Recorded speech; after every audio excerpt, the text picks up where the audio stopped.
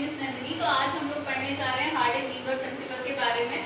तो एक क्विक सी शॉर्ट होगी जिसमें आपको एक पूरा टॉपिक समझाया जाएगा। हार्डी-वीवर प्रिंसिपल क्या कहता है?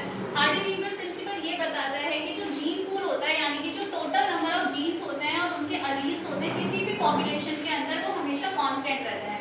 फॉर एग्जांपल, हमारे पास एक पूरी की पूरी पॉपुलेशन है, तो उस पॉपुलेशन में जितने भी जीन्स हैं और उनके एलील्स हैं, उसको मिलाकर के हम लोग जीन पूल कहते हैं।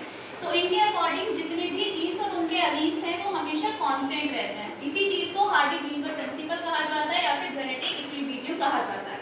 अब इसी चीज को हमने एक लाइन में लिख दिया है कि जितनी भी एलील फ्रीक्वेंसी, अगर आप उन सबका सम करते हो तो वो हमेशा 1 के बराबर आते हैं, यानी कि कांस्टेंट होते हैं।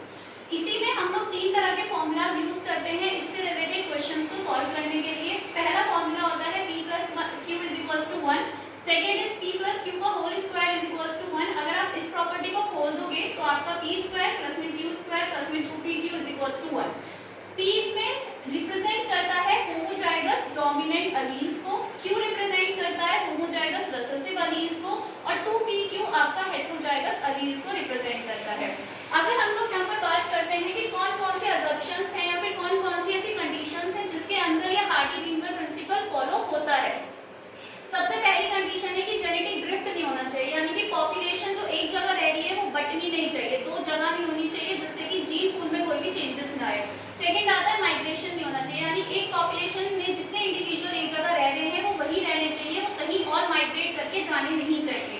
तीसरा है कि नेचुरल सिलेक्शन नहीं होना चाहिए, पॉपुलेशन का साइज अच्छा खासा बड़ा होना चाहिए और कोई भी म्यूटेशन नहीं होना चाहिए, क्योंकि अगर म्यूटेशन हो गया तो भी आपके जीन्स में चेंजेस आ जाएंगे। अब इसी कंसेप्ट पे रिलेटेड एक न्यूमेरिकल हम जल्दी से यहाँ पे सॉल्व करके देखते हैं। आपको एक डोमिनेंट एलील की फ्रीक्वेंसी दे रखी है 0.4, आपको रेसेसिव एलील की फ्रीक्वेंसी निकालनी है, प्लस आपको हेटेरोजाइगस जीनोटाइप निकालना है। सबसे पहले अगर मुझे ए एलील की फ्रीक्वेंसी निकालनी है तो हमारे पास फॉर्मूला होता है p + q = 1। p की वैल्यू आपको दी हुई है क्वेश्चन में, विच इज 0.4, प्लस में q हमें निकालना है = 1, तो q हो जाएगा 1 - 0.4, दैट इज योर 0.6। अब हमारे पास में q की वैल्यू भी आ गई है और हमें p की वैल्यू ऑलरेडी क्वेश्चन में गिवन है।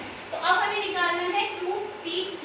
कुछ नहीं करना, सारी वैल्यूज को उठा करके पुट कर देना है। p की वैल्यू 0.4 एंड q की वैल्यू होती है 0.6।